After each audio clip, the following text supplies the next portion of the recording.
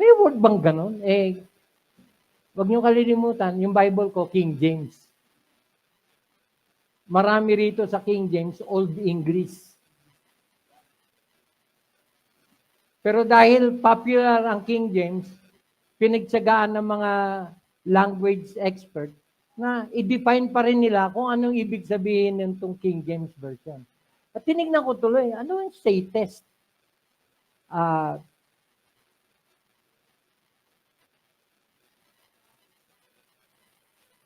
Sa Hebrew, the word statist is yashab.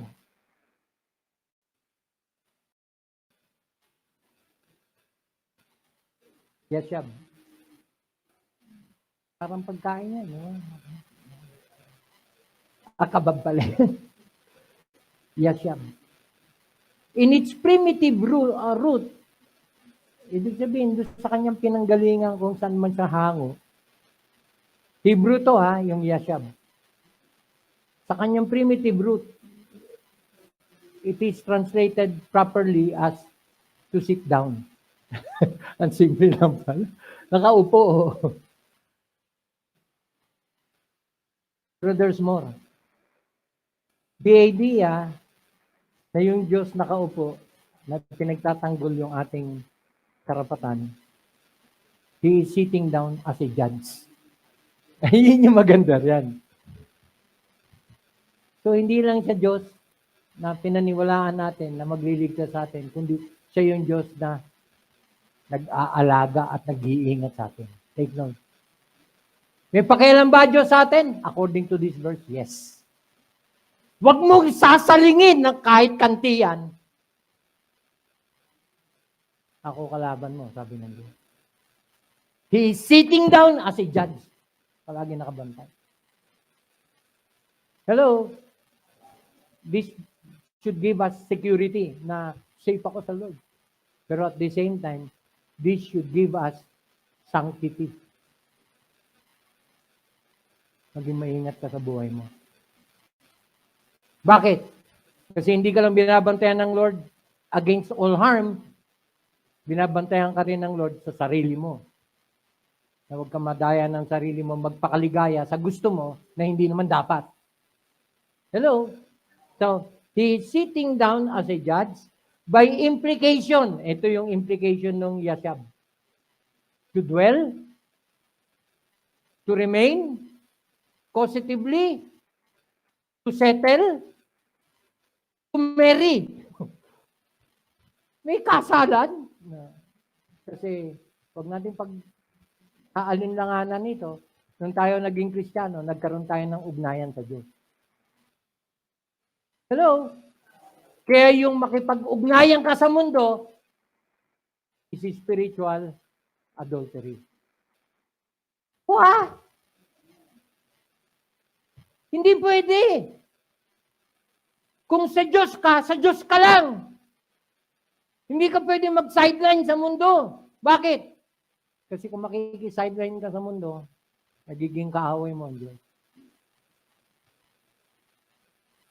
Friendship with the world is enmity against God. Alam niyo ba yung ibig sabihin nun? Anong? Magde-declare ka ba ng away sa Diyos? Mga anak, pwede kayo mag-away ng magulang mo, pero hindi ba pwedeng ipaglaban yung karapatan mo bilang anak nga? Basta anak ako! Gagawin ko kung ano gusto ko. Hoy! Sumunod ka muna. Para malaman mo kung ano ibig mong sabihin. So to settle, to marry, ito pa. Statist, causatively, is to abide.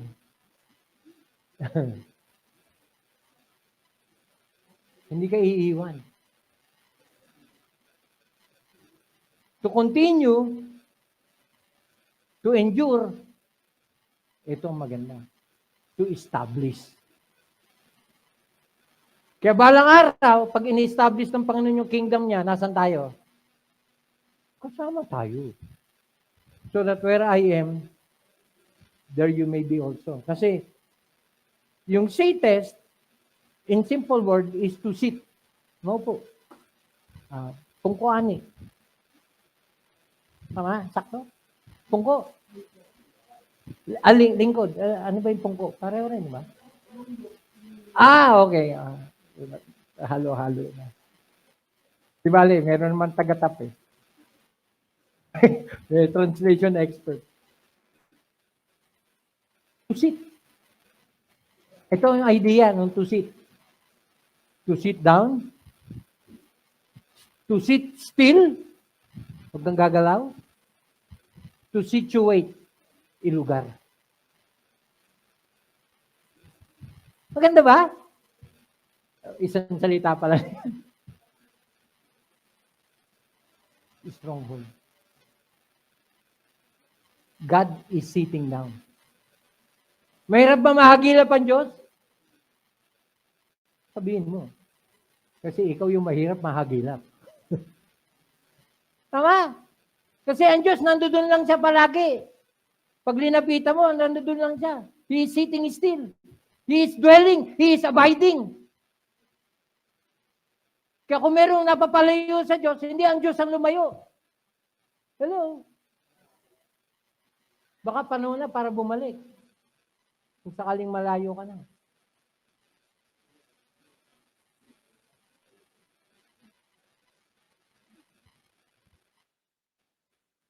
Alam mo yun? Punta tayo, Psalm 90.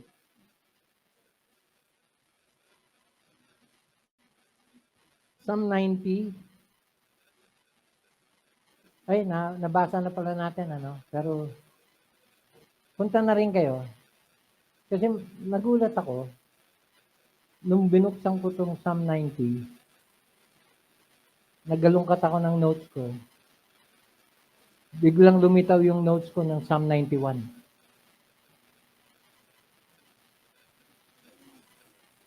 Psalm 90. What is the cure to double-mindedness? Psalm 90, verse 12. May this be our prayer. What is the cure to double-mindedness?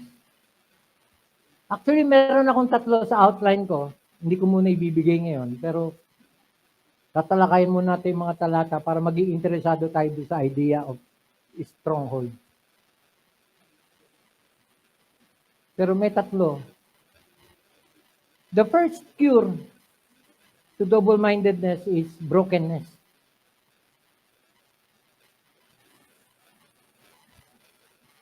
Yung sinasabi ni James na, okay, magsaya, maghinagpis kayo. Brokenness. What do I mean by the word broken? It carries the idea of repentance. Kasi pagka nag-double mind ka, nagkasala ka na ba? Yes. Kasi kung saka humilig, ulitin ko, kung saan ka humilig, doon ka mahuhulog. Tama? Kung nakahilig ka sa Panginoon, hindi mo na pinag-isipang mag-change position, ka mahuhulog sa kamay niya. Tama? Bibitaw ba siya? Hindi. Hindi ka niya bibitawan. Pero kung nakahilig ka sa mundo, konting ihip na lang sa'yo, babagsak ka ba? Ikaw magsabi sa akin. The mere fact na humilig ka ron, may ibig sabihin yun. Tama? Kumbaga sa bumubulong, hindi mo marinig. Ano gagawin mo? Tama? Kaya nung hinata ka, madali ka na makakuha. Bakit? Andito ka na eh. Ayaw ka pa ba? In the first place, kung ayaw mo talaga to begin with, ito. Verse 12, so teach us to number our days that we may apply our hearts to wisdom. So what's the cure? Double-mindedness. Brokenness. Kasi wisdom will be the result of repentance. Pag pinagsisihan natin, the Lord will teach us what to do next. Hindi mo lang tatanungin, Lord, what do I do now? No, the Lord will give you wisdom to do what is right. Nung nag-repent si Zacchaeus, Alam na niya kung ano gagawin niya. Ibabalik ko kung ano yung mga nakuha ko ng pandaraya. What's that? That's the mark of true conversion. That's wisdom. Inutos ba sa kanya ng Lord yun? Hindi. Kasi mali yung ginawa niya eh. Tinuwid niya. No. Look at chapter 90. 91. Ito, para ma-appreciate natin yung position natin as Christians. The Lord is our stronghold. Kung nasa Panginoon tayo, wala na tayong ibang hahanapin pa. Yun yung point ko. Kasi look at verse 1. He that dwelleth, naalala niyo yung word na dwell? Kaya ako pinakita yung Psalm chapter 9, yung say test. He that dwelleth in the secret place of the Most High shall abide under the shadow of the Almighty. Verse 2, I will say of the Lord, He is my refuge and my fortress, my God. Underline the word, in Him will I trust. Obvious ba to? Bakit ko sinabi ito? Kasi isang problema ng kapanahunan natin ngayon ay yung kakulangan. Aminin natin, bakit may mga lumilipat na mga nagtatrabaho, lumilipat sa bagong kumpanya.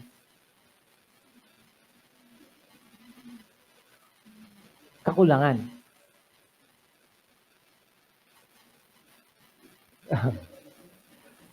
Obvious ba? Naghahanap ka ng kasapatan. Pero mag-ingat tayo doon sa hinahanap nating kasapatan kasi kailan ba magiging sapat?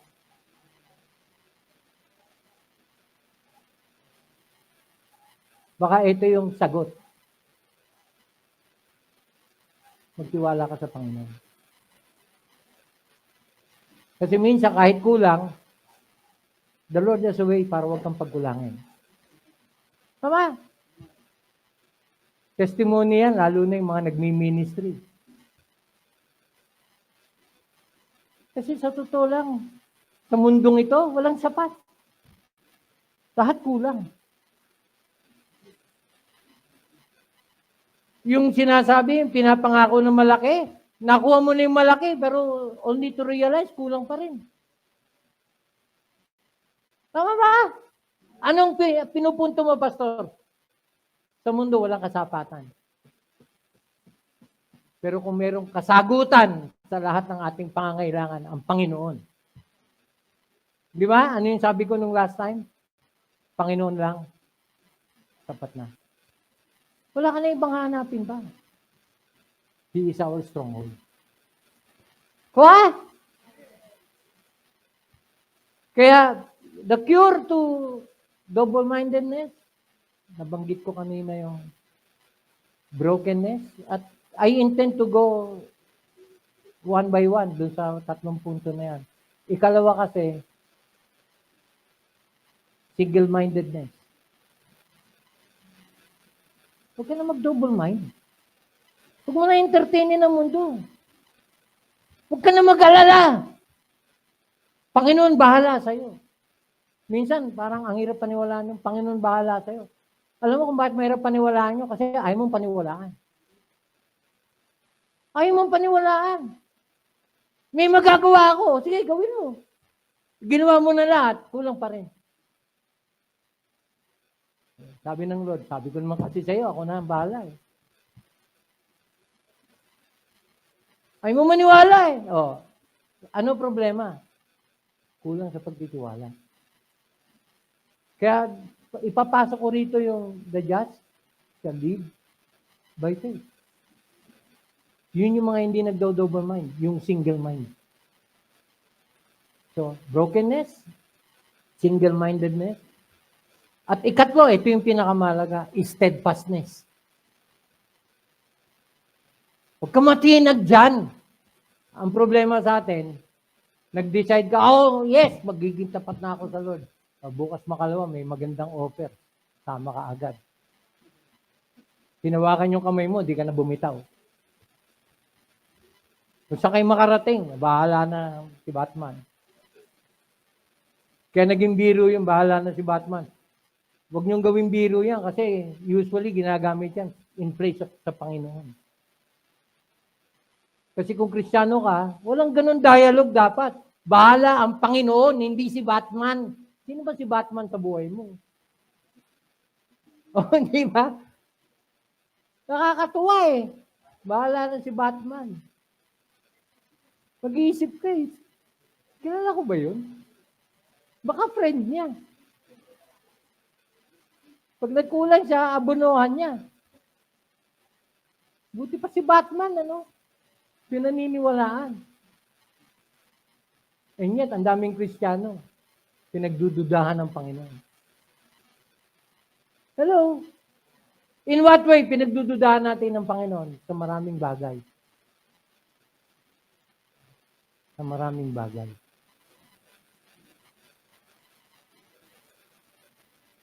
Kaya sino yung verse 1? Ako ba to? He that dwelleth in the secret place of the Most High. Secret place. Oh, yan yung lugar na walang iba makakapunta. Ikaw lang. Ikaw lang at ang Panginoon. Secret nga eh. Kasi kung anak ka ng Diyos, lahat ng sikreto niya, alam mo. Tama? Walang lingid sa'yo. In fact, ang unang-una niyang ipinapaalam sa anak niya, yung kalooban niya, kaya hindi mahirap gawin ang kalooban niya. Kasi bawat anak ng Diyos, alam yun. Kasi alam natin, yun yung makakapagpaligaya sa Kanya. I will say of the Lord, He is my refuge, my fortress, my God. In Him will I trust. So, tanong, sino pinagtitiwalaan natin? Hello? Actually, hindi dito. Alam niyo, nung makita ko yung outline, na i-preach ko sa simula nung lockdown, tama? Psalm 91. Nung makita ko, sabi ko, ito kaya preach ko bukas. Kasi, bakit sa bigla lumitaw? Kasunod siya ng Psalm 90, gusto ko i-discuss yung verse 1. Nung tinitignan ko na yung outline, ay, kailangan ma-remind kami rito. Kasi yun yung dahilan kung bakit nagdo-double mind kami. Kasi hindi namin naaalala at hindi tumatatak sa isip namin itong katotohanan na ito. Na wala tayong ibang kailangan kundi ang Diyos na. Tama?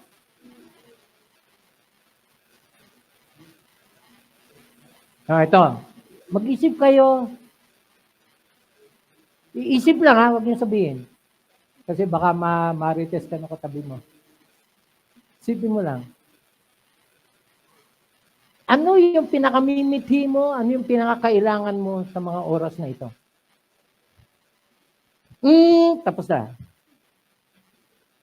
Alam mo kung bakit ko sinabi yun? Para wag ka mag-double mind. Kasi tsak marami.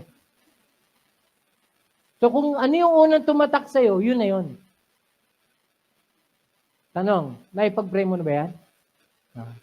Kasi yun yung magpapatunay kung nagtitiwala ka sa Diyos. Kasi kung hanggang ngayon namumroblema ka, hindi ka pa nakapag-pray ng tama. Tama?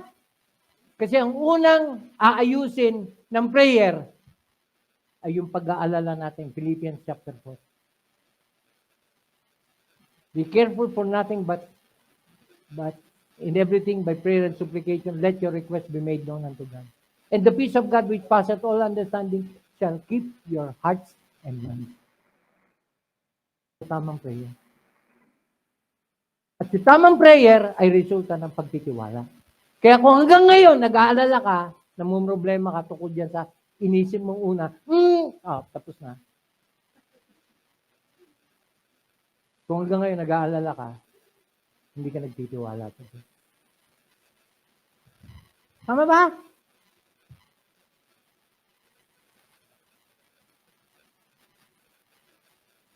Kaya ako, papasalamat na ako sa Lord kasi didinggin ng Lord yung prayer ko. Ano yung prayer ko? Yung mga anak ko. Kung pwede lang, pagdating ng rapture, may kadena ako. Nakatali sa leg nila pare-pareho para pag tinangay ako ng Lord. Pero alam ko, sasagutin ng Lord yung prayer ko. Amen ba? Kasi hindi ko tinatantanan yung prayer ko na humahatak sa kanila. Patungo sa Diyos. Kaya from time to time, tuwing magkakausap kami, nangungumusta, kumusta na anak. Siyempre, bilang magulang, alam mo kung ano yung problema ng anak mo. Kumusta na yun. Pag hindi kumibo, dagdag prayer ka.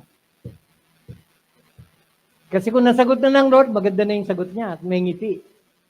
Eh pag hindi sumagot na kayo, alam mo na. So, another pagkakataon. Isipin nyo, ano yung pinagpapasalamat mo sa Lord na talagang hanggang ngayon nagpapasalamat ka? Tapos na. Hindi, kasi marami yan. Marami yan. Ako, ano yung pinagpapasalamat ko sa Lord? Ito, baka sabihin nyo, nagyayabang ako. May aircon na kami. Huwag kayong mag-alala. May pera, hindi, hulugan nyo. Zero interest. So, kaya tuwing matutulog ako sa gabi, nakailang gabi na kami naka-aircon. Tuwing matutulog ako at nasasamyo ko yung lamig, walang tigil yung pasasalamat ko. Siguro hanggang magtapos, Lord, thank you. Ang sarap ng tulog ko ngayon. Nagpapasalamat ka ba? Bakit ko naisingit yan? Kasi sa isang tunay na nagtitiwala sa Panginoon, bukod sa meron tayong mga kahilingan, dapat hindi tayo nauubusan ng pasasalamat. Yun yung problema sa mga kilala niyong Christian sa tabi-tabi dyan. Walang ginawa kundi magreklamo. Kasi Doc Monte, may panagot siya dyan eh. Pag nagreklamo, Doc, masakit yung ganito. Sabihin ni Doc Monte, ako rin dito. Dito, sa banda rito. Ako dito. Tapos pag nagseryoso na siya, alam nyo, nasa edad na tayo ng kaya marami na tayong nararamdaman. Kaya yung mag-alala ka, dagdag sa problema mo. Kasi hindi mo dapat ipag-alala yan. Ngayon, kung meron tayong pwedeng gagawin natin. Pero huwag ka mag-alala. Kasi normal yan. Kasi every time pupunta tayo sa doktor, ang doktor kasi, hingahan eh. Hingaan ng lahat ng karamdaman. Hingaan ng lahat ng pangangailangan. Dok, pumunta ako rito, pero alalahanin mo, wala akong pera. Naalala ko nung mga anak si Carol, hindi pa namin alam na masisisaryan. In x-ray, sabi nung doktor, in-orderan yun nun. Dalhin niyo sa x-ray, x-ray. Panganganak, x-ray. Yung pala, gusto malaman kung kakasya doon sa sipit-sipitan ni Carol, yung ulo ni Kay. Masyadong lumaki si Maricar. Matakaw si Carol sa kanin. Matakaw siya sa patis. Kung ano-ano pa. Kaya naku, una kong tanong doon sa doktora, magkano cesarean? Kasi posibilidad na masisisaryan pag hindi kumasya. 36 hours na nag-labor si Carol. Walang progress. Labas pumasok lang si Kay doon sa sipit-sipitan. Kaya nung lumabas sige, mahaba yung ulo. Pahaba. Bakit? Kasi pinagkakasya ng doktor. Malaki talaga. Kaya pinapirma ako. Pirma kayo. Ano yan? Waiver. Kasi operahan natin asawa mo. Inisip ko agad pambayad. Oo. Yung mga panahon na yun. Anyway, Ba't tayo nakarating doon? Kasi ang dami nating alalahanin. At walang exempted sa atin. Sino rito? Pastor, ako, wala akong alalahanin. Nakuhin mo, lelong mo. Pero lahat tayo may alalahanin. Pero para ipasan mo ang buong mundo, ibang usapan yun. Di ba? May mga tao na pag tinignan mo yung itsura, parang pasan-pasan niya ang buong mundo. Naturingan kang Kristiyano. Hello?